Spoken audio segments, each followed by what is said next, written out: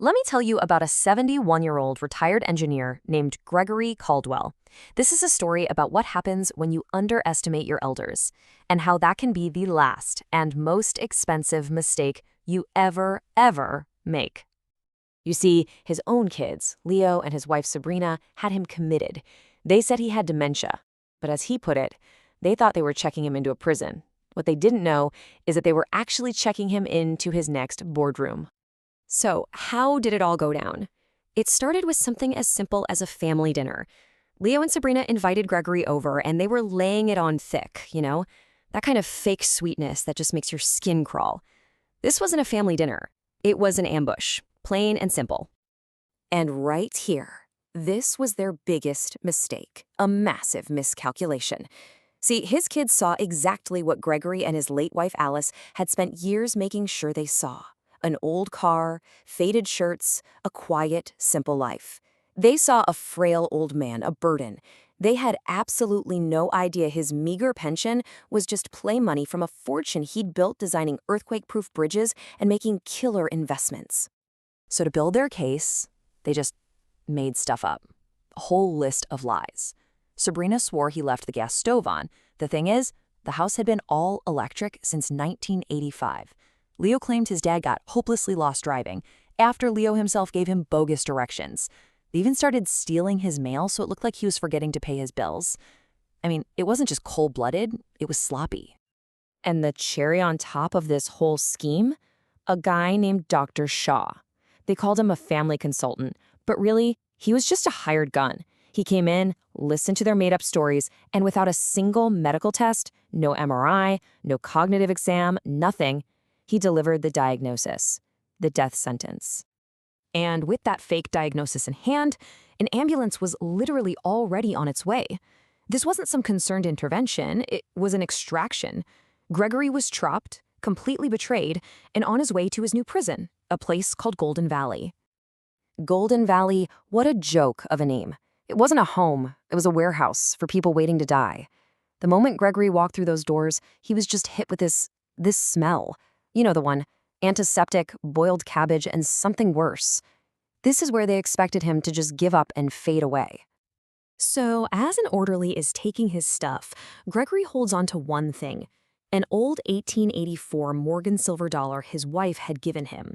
And his daughter-in-law, Sabrina, just annoyed by the whole thing, sighs and says those fateful words. And in that one moment of pure arrogance, she handed him the very weapon he was going to use to burn her whole world to the ground. Now it gets even darker. This wasn't just neglect. It was calculated cruelty. A nurse named Maria, a really kind woman, she finally told him the truth. The premium package his kids were paying for, it was a code. It meant the staff was being paid extra to ignore his call button, to isolate him, to basically force him to become the confused, helpless patient they claimed he already was. But here's what they didn't know. Gregory's late wife, Alice, she was brilliant. And she had seen the rot in her children's character years and years ago. So she made a plan. A contingency plan for this exact horrible scenario. These were Alice's words to him. Can you imagine that conversation? She knew. She understood her son's weakness, her daughter-in-law's greed. She knew that one day they might stop seeing a father and start seeing, well, a balance sheet to be cashed in. The Alice Protocol, it wasn't just some legal document. It was Alice's final move to protect her husband. It was the code word to unleash everything they had, their entire hidden fortune, their top-tier legal team, all their influence, in one swift, overwhelming counterattack. It was a plan for total financial war. And the key to it all? The trigger? Well, it was that simple little coin, the one Sabrina called a worthless piece of junk silver, the one thing they were careless enough to let him keep. Because get this, it wasn't a coin, it was a custom-milled, military-grade cold storage crypto wallet, totally shielded, totally secure. It held the private keys to their entire fortune. Alice had it made years ago. And Sabrina, she had just handed her father-in-law the keys to the kingdom. So, with some help from that nurse, Maria, Gregory gets his hands on a burner phone. It's 3 a.m, dead silent in Golden Valley. He makes the one call he's had memorized for 20 years. He calls his lawyer, Harrison, and says just 2 words: Alice Protocol. Harrison's team got to work immediately, and they found the why almost instantly. This wasn't just about greed. This was pure panic. Their son, Leo, was in deep. He had a $1.2 million gambling debt to a private bookie. You know, the kind of people who don't bother with lawyers. Harrison didn't just file a motion, he launched a full-blown intelligence operation. A $100 million crisis account was unlocked. The best private investigators were on a plane that night. They started 24/7 surveillance on Leo, Sabrina, and good old Dr. Shaw. His kids thought they were dealing with a confused old man. They had no idea they just kicked a dragon. And then, the investigators found the real gut punch. They found out that the sale of Gregory's house closed 2 days before the ambush dinner. Think about that. They didn't lock him up to get the money. They locked him up to keep him from finding out they'd already stolen it. The whole dementia diagnosis was just a preemptive strike to make sure he'd have no credibility to fight back.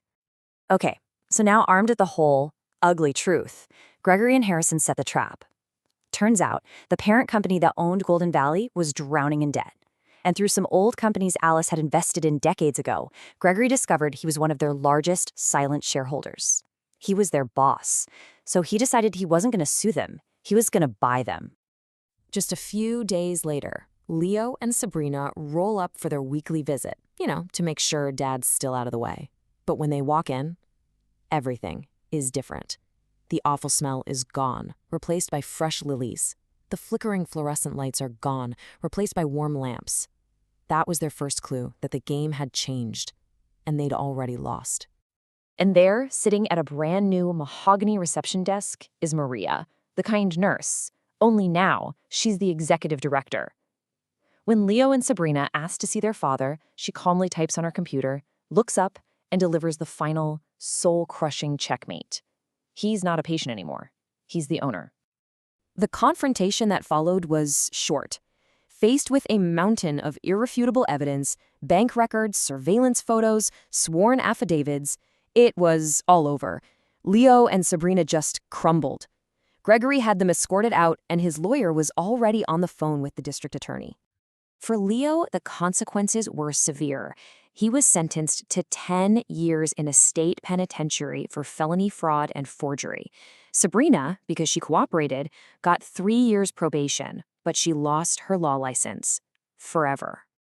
But Gregory didn't just want revenge. He took his vast resources, gutted that awful place, and rebuilt it from the ground up, renaming it the Alice Caldwell Wellness Center. It's now a 5-star nonprofit facility, and the Alice Caldwell Trust now funds a national foundation dedicated to hunting down predatory nursing homes and fighting elder abuse.